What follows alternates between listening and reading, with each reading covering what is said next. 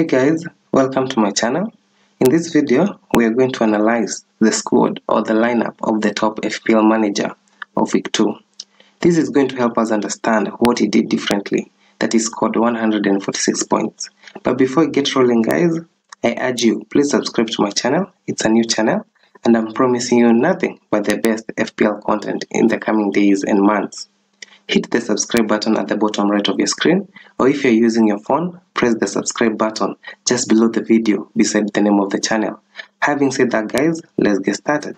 And just from the layout guys, we can clearly know that the manager played bench boost, and the reason why, when you have such depth in your squad like the one he had, there was no better time to play bench boost than this weekend, and you can clearly see the gamble paid a lot. Looking at the bench, he had Mendy, who kept a clean sheet over the weekend. He had Shane Duffy too, who had a magnificent game versus Watford, where he scored a goal. He also had Declan Rice, who bagged an assist versus Leicester. And lastly, he had Lukaku too at the bench, who bagged a goal versus Arsenal. And that's the 8 points, 14 points, 6 points, and 8 points justified respectively. And just from the depth of his bench, you wonder who he had at his starting 11, because everyone in that bench qualifies to be in the starting 11. But nonetheless, he played bench boost, so no matter who was in the starting 11 or at the bench, all the points counted. Let's now go to the starting 11.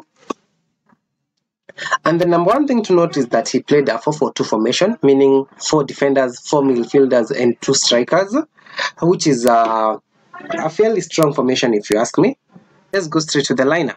At the goal he had Ilan Meslier, and we can totally understand why he chose Ilan Meslier over Mendes, because Chelsea had a tricky fixture against Arsenal. But either way, whoever he chose in this fixture didn't matter, because all the points from the bench or in the lineup were counted. At the defense, he had Virgil van Dijk, who along with Joel Matip had a clean sheet versus Burnley.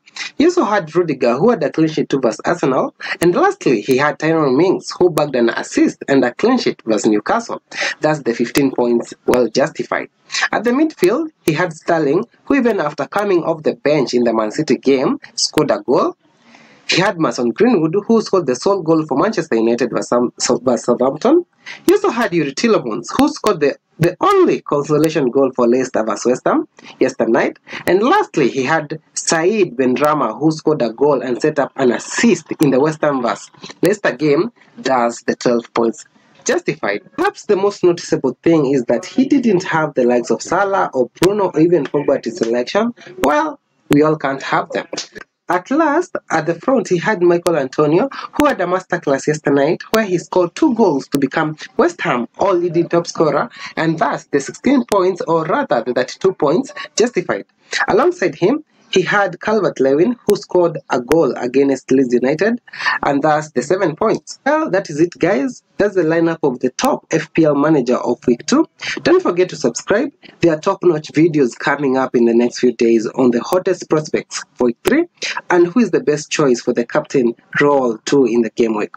Thank you and good luck guys. Probably you're the next manager I'm going to be featuring next week as the top manager for week 3. Stay safe and good luck guys.